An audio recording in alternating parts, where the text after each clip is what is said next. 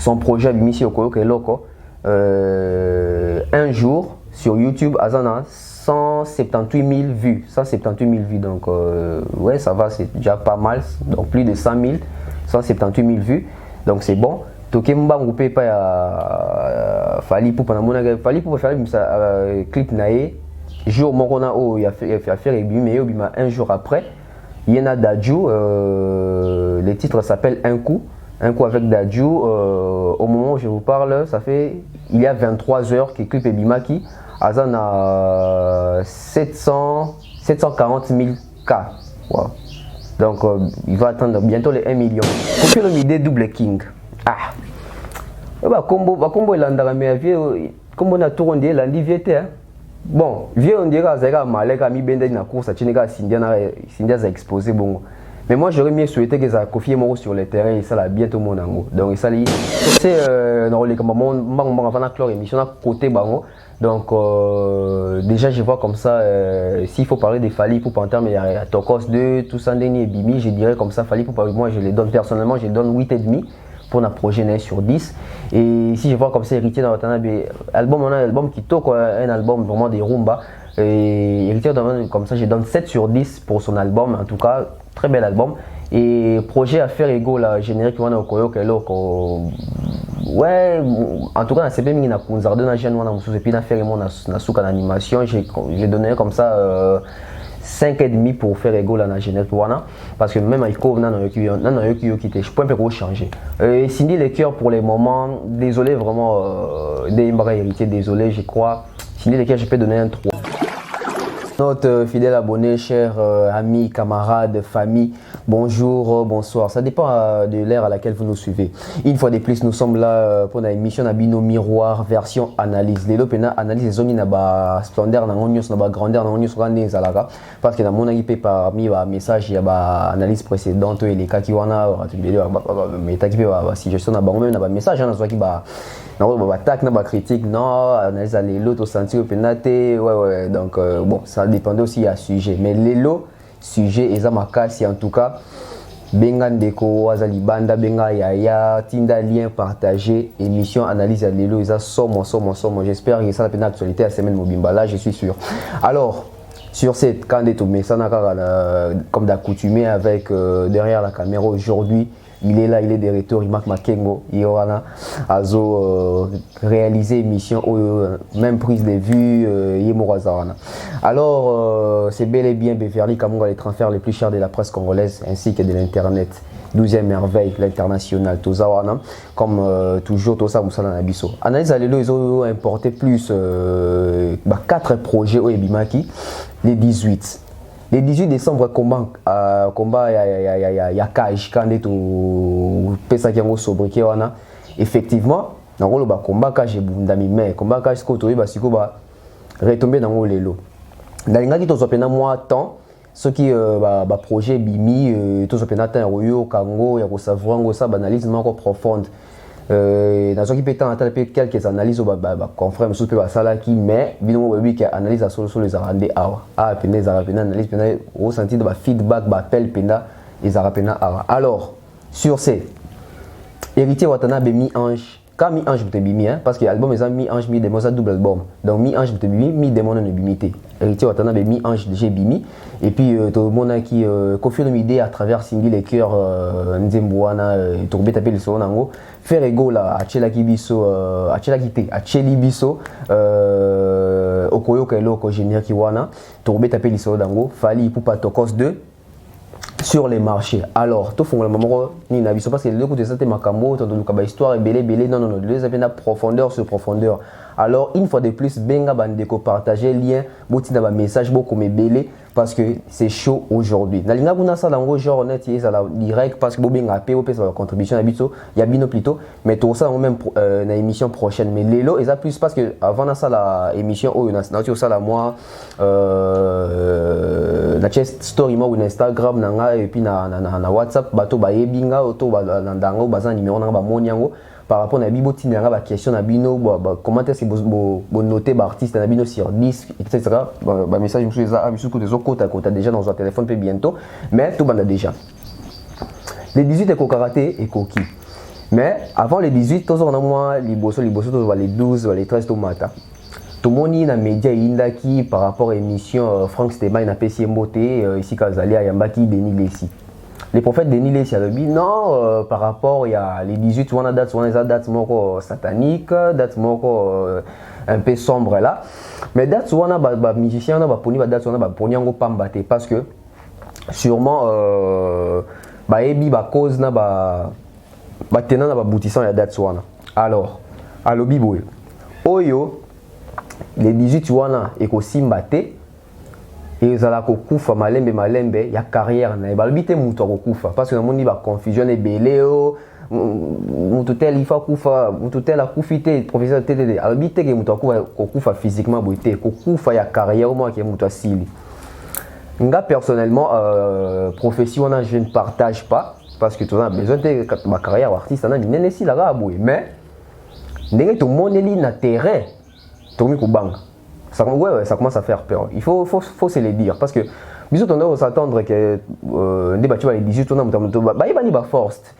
Ils avaient peine qui va mécana. En tout cas, premièrement d'abord on a les canons on a félicité artiste Nyonso ba bimisi. Ils a ba 4 on a Jordan Kousa bimisa qui ba cappuccino, ba za belé. Mais ba yo kanité ba on ba ki landa prophétie wana etali bango. On a comme la biso route.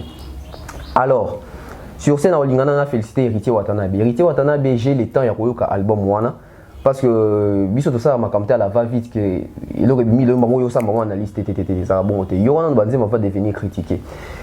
Banda na générique na nzembo ya suka 14 chansons na yoki Héritier Watanabe. Héritier Watanabe en tout cas je dirais par rapport à l'album Retirada album Oyo et il y a un mot qui par rapport à l'album Retirada. Je m'explique pourquoi. L'album Retirada des albums où on doit hériter pendant que tu as mis cet album. Tu dois zélango pendant que oui, il y a l'épisode de moi aussi parce que c'est son premier album.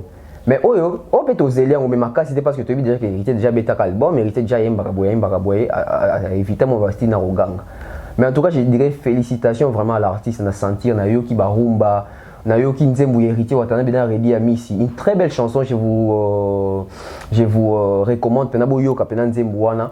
Et puis tu as kaka te na c'est bien na ba image to insérer bien ba image ndenge ni bato bazo somba ba artiste na bango ndenge ni ba stream na ba vente na internet parce que to suka kaka te ke ba yoki na bafle ozo te ka ndenge ni musique change musique zaka te ke chema kelele bato ba yoki non o te ka ndenge ni. Générique Héritier, pas de débat, un très beau générique dans le babongo parce que tu sens bien que maison mère style wenge et puis ton moni guitare japonais moi qui saiko et ça lui pena bien. Héritier Watanabe tendait pour reprocher d'un côté générique mais je crois que tout bino nanga tout ça d'accord que générique Héritier Watanabe ils a kitoko ils a bien habitué na ba norme o esengeli générique ezala et tout moni ngana même surpris na mon quatre album. Je n'ai qu'au Bercy moi na boka biso kasi ke ba rolongola mais to monique Bercy moi na ba tiki voix na il s'allie bien ba rumba ouais félicitations pour Héritier Watanabe mais ngana on peut ça point na suka na leki Héritier nan faire rigolo okoyo keloko j'étais avec Tracy les en a plateau Tracy les je te salue aussi de là où tu es Tracy les senga oui naza au moninga so naza sur boy c'est que certitude ma comme na terrain tout ça ouais. Générique Bimi, personnellement j'ai aimé les génériques na CP Nango pourquoi ils ont un animateur je crois qu'on est à Doubidou j'ai aimé vraiment apport on est dans le générique et puis Mouto Open a félicité ma c'est ça Kunzardo parce que Kunzardo na moni azuma en plaire na mon message dans ma commentaire ba féliciter plus Kunzardo pourquoi ba féliciter plus Kunzardo et ça t'es Kunzardo c'est les crimes il y a danger té ça va ndeti kabu ya ndenga saka na le téléphone tellement ba yoka kala tango aye ba kanisi ba to za na posa ko yoka kabu et puis ça qui en plaire bon donc ça pe bon on a Kunzardo moi je dirais même que Kunzardo ndem dans un secret je n'ai qui a fait rigole voilà. Côté déception, la personne qui m'a dessus c'est Blaise Créateur. Blaise Créateur n'a pas crié on a tout récotingate en tout cas même on a par hasard déjà fouta qui a à peine à fouter. Tout le monde la vérité et que des artistes na biso en tout cas ba crier ndenge moi mi benga FIFA animation il faut revoir en gros par rapport. Et puis d'ailleurs mon Ferré moko enfin Ferré azongeli musane wasalaka kala na wenge tant tout cas jazarate na concert moi je crois faire comme toi animaka to qui animation ils m'ont faire animer. Ouais, ça lit bien, retour à l'authenticité. On a zongi sur 4x4, ça lit bien. Et puis tous les qui est peut poto yamba on a Koffi Olomide avec Cindy Lecoeur. Bon, moi je dirais on dirait Koffi Olomide ça lit sur Gemoro boy parce que yemo on dit bien dans la course bimisi Cindy Liboso parce que Tommy le Béron dans terrain en tout cas na habité biso to na kin awa mais tout bon tous pu brancher na net na réseaux sociaux tout le monde ndenge ba évolution makambo qui est Cindy Lecoeur. Elle a bien chanté, mais Nzembo a succès, fait un impact. Nayoki nanga Nzembo ango. Ouais, Nzembo a bien, mais en tout cas impact n'a succès. Senti succès même sur terrain comme ça, même la chanson elle est bonne, mais quoi que Zalika, donc il fallait pas peut-être watcher les 18. Donc combat que je venais faire tirer à tam sous héritier n'a fallu pour pas. Donc mais courage et ça lit bien. Et puis naïm vraiment on a Tokos 2 de Fali Poupa. Ton conseil de Fali Poupa, je dirais déjà aussi félicitations à l'artiste, mais différence c'est Zali Mingi entre Tokos 1 et Tokos 2.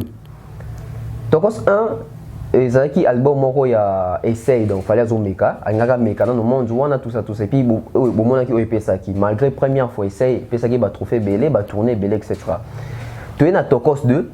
Tokos 2 to moni personnellement on a zangamo personnellement je dirais artiste na moni à matisse ici sous niveau professionnalisme côté technique chant même ma dictionnaire du sous à matisse et ça lui penda bien et je crois même que album album né à confirmation à niveau Europe dans monde urbain et on les a déjà parlé dans nos étape à liboso pour détailler bino ba 4 projets. Sur ce, banze bongo na lo babu nga mona zoyoka yoka ngo wana mwandambu pona sala analyse ngo bien.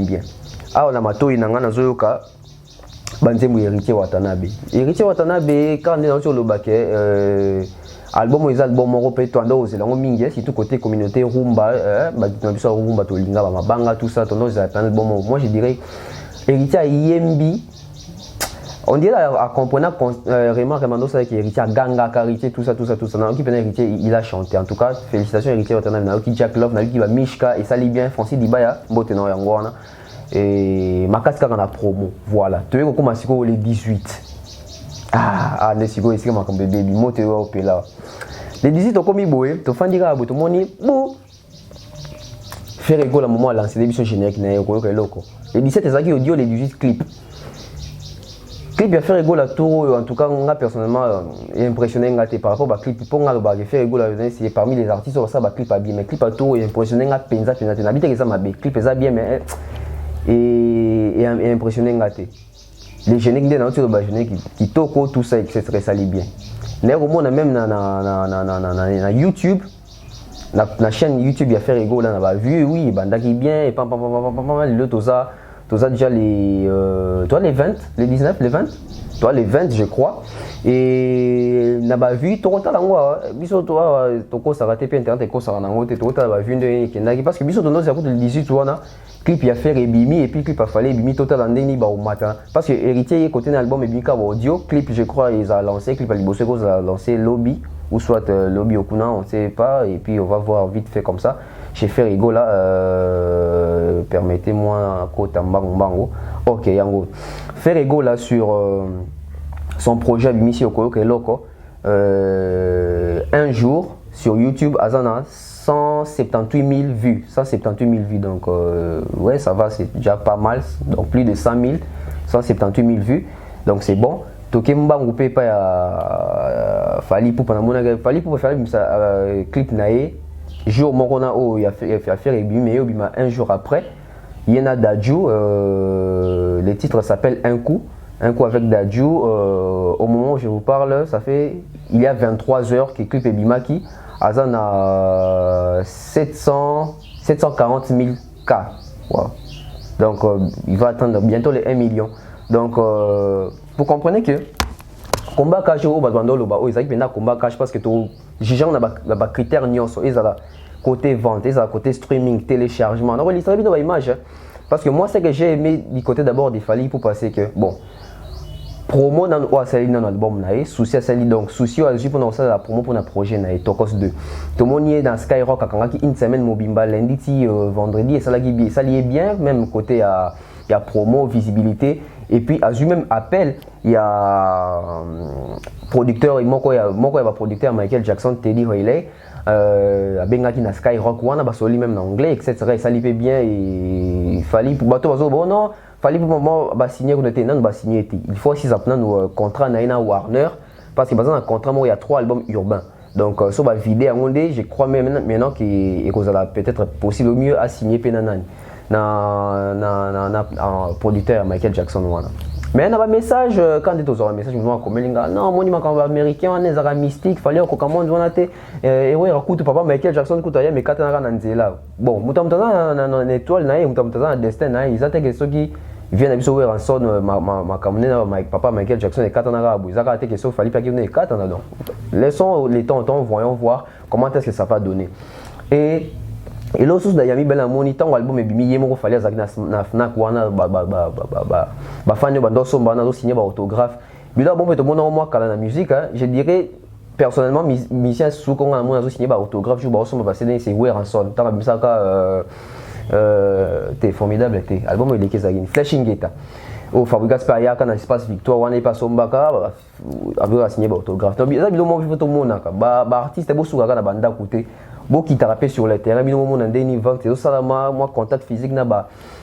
fan na bino moi photo et ça la bien donc na rozonga lisusu na kangi mo ndambo na zonge pas faire ego là tant tout moni tant na bi faire ego na suka na sali animation so boyo ki animation na bien eza animation ya wenge 4x4 mais eza nze moko fallait mbi na kata tokos wana na bossa comme titre parce que ça pas album asika poto kanga je crois eza animation na suka fali pa boaki kaka cri wana faire ego la boaka ki wana bato bazo kutana faire ego la boaki bon eza sunde nini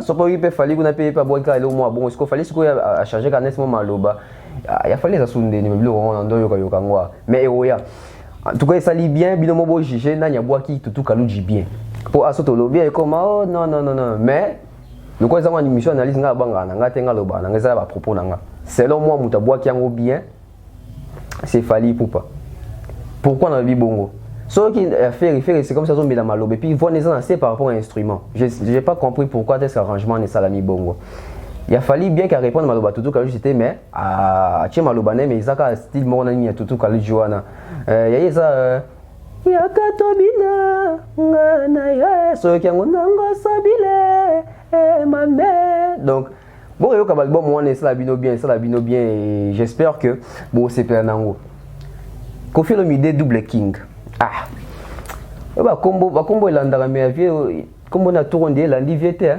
bon vieux on dirait azaka maleka mi bende na course atineka Cindia za exposé bon mais moi j'aurais mieux souhaité que ça Koffi Moro sur le terrain et ça la bientôt mon nango donc ça li bon bien et ça encore bien et puis au lieu on a CP on pas Koffi Olomide sur son compte Instagram na moni story nae il a publié Ferrego là en tout cas Koffi Olomide j'ai vraiment aimé ces gestes là Koffi Olomide a publié Héritier Watanabe son album et puis il a publié l'album il y a moi na Fali Poupa na story nae en tout cas ça linga bien et moi j'aimerais pena mon attendre sous Fali pour pas publier l'album Héritier et publier puis Nzembo ya Ferré wana générique wana pourquoi pas faire Koffi Olomide à travers Cindy. Pourquoi pas faire épée Zupeni na vie na postango donc donnons-nous la force ça ne sert à rien ya ko kende so wapi na zu batake belé na habité bato mo na nga soki leki afali so porter parole afali bo sanga ona fali na bino wa banze muni asa banze na ba mike banza mikolo bezala banza mikolo za net nini parce que c'est la question que moi je me pose banze ba mike ba français ba na mike mais les personnes ba critiquer ba tona que oh aïe va français ba na mike mais yé moko français yé moko aïe au commandant noté français moko ko même pas français pendant 5 minutes mais ouais ça mutu ke mutabi va français ba na mike ce que français mikolo yo kango wapi to ya lo ba ngo wapi to tika biso ka moi n wana parce que au moins temps faire ça qui regarde moi il va te ba qui critiquer oh faire rigole à français na ba comédie bien sûr as un musicien ba ko comédie tout comme mon pas rien ba mélodie nae donc ils ont raté que soit musicien soit ça les locaux oh non français n'est pas bien oh bah comme les français non papa finalement tu as la musique tu as la langue parce que musique est en la langue la musique il suffit que la mélodie est bien bah tu vas yo kana bango yo mususu atine lenga comme lenga oh non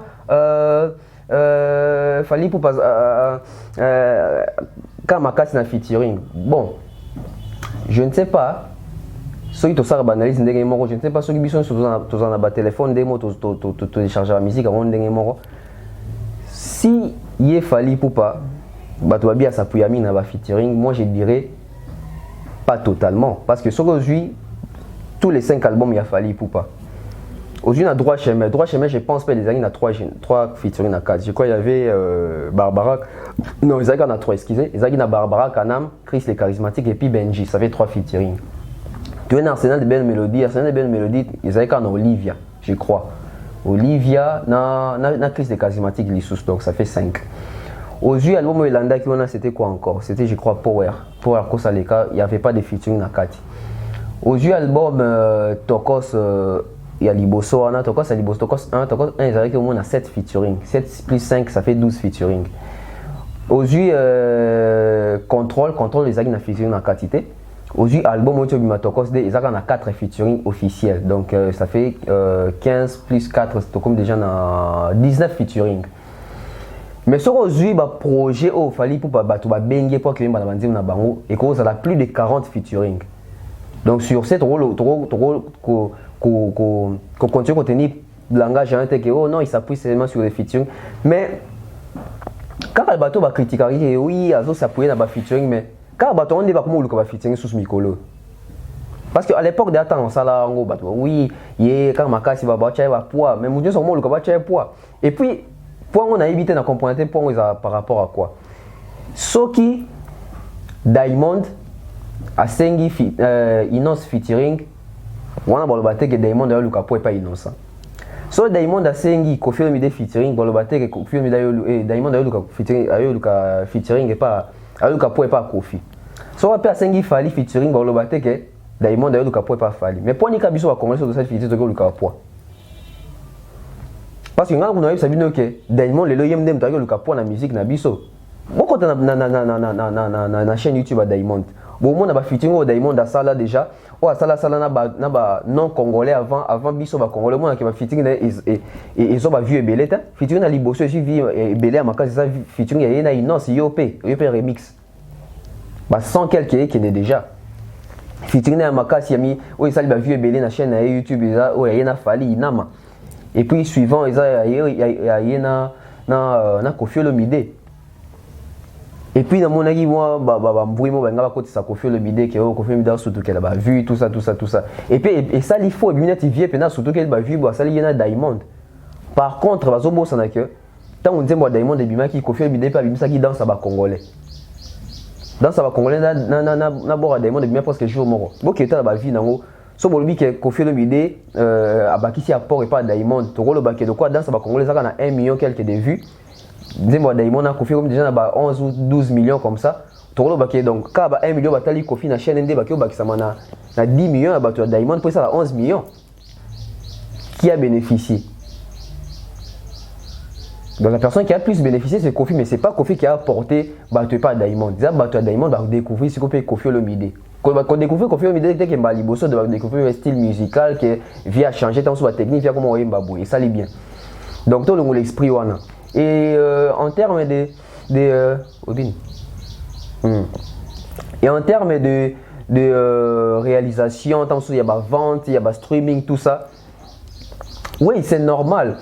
Au moins il est là bah discussion moi comme bima na éviter point de discussion les autres moi biso ba musicien biso doit voler na kine côté na ba musicien mususu o ka ba dozo ça non Dajo leki fali Gimsa leki fali bon on a évité point de battre combo fali parce que l'artiste basé belé tout ça ba jibe ba ouais tout ça maintenant bazo ba bon tout ça rappelle analyse moko un peu profonde tout le monde a que Dajo na dans un Dajo na Gims va bani musique na France ba tout bazo consommer ba on déjà ça ba français ba européen ba to baza déjà na culture wana ko télécharger ka ko streamer ya ko streamer ya ko somba Fali, Kofi, Wera, Ferré, Bissonio Soa, Bango va bani musique na Kinshasa. Na Kinshasa, s'il vous plaît. Na Kinshasa, tu es Bissonio Soke. Bon, Bissonio d'ailleurs, Congolais, notre culture inter au Sombara. Et puis, tu as culture internationale et côté Bissonio bien mété. Bissonio culture sur internet, normalement, il y a sur Canada, on a la mission internet. Alors qu'il va rechercher aussi des belés. Donc, culture tellement tout ça dans le côté. Il y a un moment où on va souffrir, on va jouer un disque d'or. Parce que imaginez d'abord, bateau bino beaucoup misaka wana on a besoin bino tam en général bino bato bomo na daju ba danger so andeni parce que nga mona ba musicien ba ça musala bien ba ça pe fierté na biso ba congolais mais fierté mingi ezo na France ici ka bazawana. Mais pourquoi je dis ceci? Parce que au moins on va dire qu'il y a des diamants, on va dire qu'il y a des platines, la plupart ba zoango ezara mingi na France wana. Mais pourquoi pas ici ka ba musique ça ba danger en États-Unis pas tout le monde va trouver na kunate. Imaginez-vous que ce gouvernement qui est bien, la structure est en marche, la bien, bien organisé, que le Congo a créé ici une industrie musicale, et que ça peut artiste va disque d'or. Et ça, quand on a un disque d'or en France, il y a danger. Il y a un trophée, il y a un trophée, il y a un trophée, on peut connaître un trophée, parce que ce qui est danger, il y a un disque d'or, il y a Asher, il y a Rihanna, il y a Drake, il y a Américain, il y a Lil Wayne. Game si moi qui n'a pas d'album aux États-Unis, à ceux qui sentent en noir, ça peut affecter dans la Lil Wayne. Aux États-Unis, en tout cas, bon à prendre récompense ni à Zouakouna. C'est plus en France. Donc, nous avons ici que j'ai évolué, sur le en trophée, Zana dans fier. Biso ba Congolais, en tout cas, artiste, ils sont bien, ils sont bien, complexe, il y a le Lucas, on a eu trophée en France, bon trophée PSA, sur lui. Et ça va bien, et ça va qu'il y a problème dans ce bison de la culture, na biso. Ton chef de l'État en 2021 en mandat na battu côté culture, industrie musicale na biso moko, tout ça va disque d'or na biso moko, tout ça va disque de diamants ya biso moko. Pour nité musicien loko la fabrique spécial BTP musique netam suna kin ara to sombier penata 100 000 exemplaires va PCV disque d'or ya Congo a. Parce que différence c'est dans côté France na Congo, toi biso soit pas pays. Différence c'est dans côté. Surtout consommer, on va consommer artiste na bango doit trophée. Ndé biso beto consommer art. Donc il va no bio non bafali wana bafere wana na bakomi na ba niveau ba Kofi na ba weraté ba JBT. C'est normal nous sommes dans une époque naé. Au moins époque il y a parce que batie ba penga na exemple non ba Kofi na ba wera ba JB ba beta ba stade tout ça. Nous sommes dans une époque naé. Époque où ba Kofi na ba wera ba JB ba beta ba stade des martyrs wana. Toi ba via congolais zarandeni, via kino zarandeni mais social congolais zarandeni. Ba concert les agi payant, ceux les agi payant, agi combien? Ba ton dit ça oui certes. Et les lots ba fali ba ferré ba mission de génération lelo na che ba mission na tout en défi o amoni ke yende numéro 1 yende artiste amunene stade des martyrs les a c'est ngela biso ka stade des martyrs pour 2 heures de temps et ton date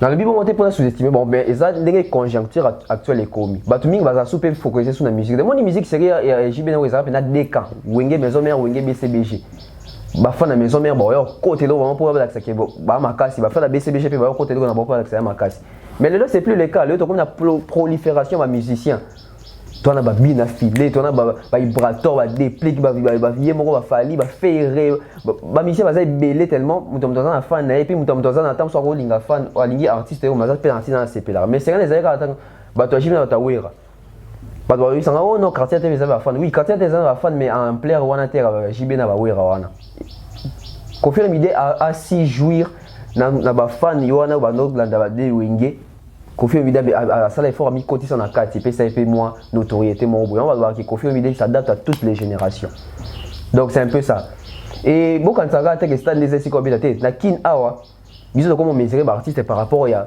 ici comme Morokaka ba ko sabino te au village Chentemba au salon Congo Pullman te trop mesurer artiste na chaque club bêta concert dans chaque club parce que jusqu'à présent on doit être concert dans chaque club on va battre sur mi balé non si je me trompe pas Moïse Mbi na fali poupa baton ça chaque club en Rwanda aux musiciens au bimisi album aux a succès au lui que ça numéro 1 qui est de chaque club tu as payé billet no peut $5 $10 ba ko ta total soki au ça plein parce que so kala tono ba kezaki martyr donc le lot to résumé les binoka à chaque club à Pamba.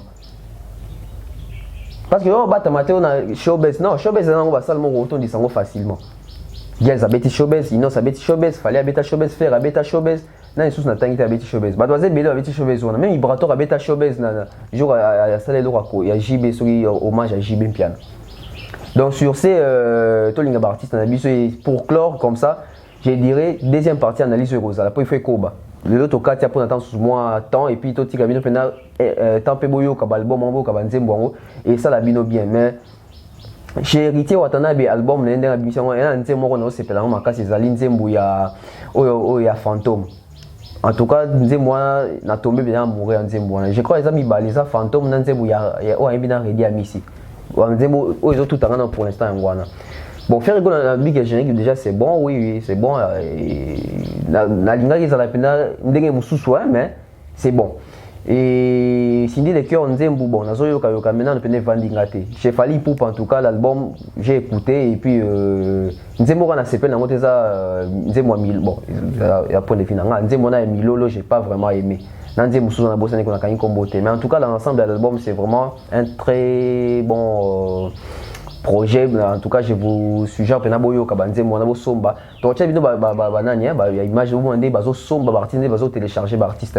Donc et ça l'a bientôt et basigo à partir de l'image entière la bino pour n'envoyer Sabino sur les terrains pour les moments on t'a bêti on va coup de tête c'est Fally Ipupa qu'on se voile pas la face tout le monde n'a pas vente n'a pas YouTube des okende n'a vite bino concurrence à musique en so bolinga ba ça dans monde ndeni. Donc pour les moments où tu as mené course, tu as vite gagné, mais pour les moments où tu as mené course, c'est Fally Ipupa. Mais courage aussi aux autres, bon ça na bango. Donc c'est dans les comme on va clore émission à côté bango. Donc déjà je vois comme ça s'il faut parler de Fally Ipupa en termes il y a Tokos 2, tout ça et Bimi, je dirais comme ça Fally Ipupa moi je les donne personnellement, je les donne 8,5 pour un projet 9 sur 10. Et si je vois comme ça héritier dans Watanabe album on a un album qui toque un album vraiment des rumba. Et héritier comme ça je donne 7 sur 10 pour son album en tout cas très bel album et projet à faire égaux la générique wana okoyo keloko ouais en tout cas c'est bien mingi na kunzarde na jeune wana mususu et puis na faire mon na suka na animation j'ai donné comme ça 5,5 pour faire égaux la générique wana parce que même avec Kov nan yoki quitté je peux un peu changer.